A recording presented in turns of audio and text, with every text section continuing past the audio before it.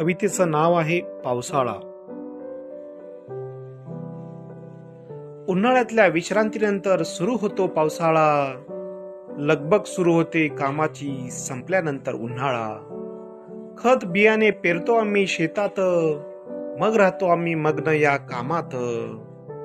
पाऊस येतो रातीला, सुखी करतो या मातीला. राजा माझा सुखावतो पाहून या धरतीला. धरती माता पांघरते हिरवीगार चादर, मग होतो सुखी आमचा शेतकरी फादर. वातावरण होते प्रसन्न, पाहुणी राजा माझा होतो संपन्न.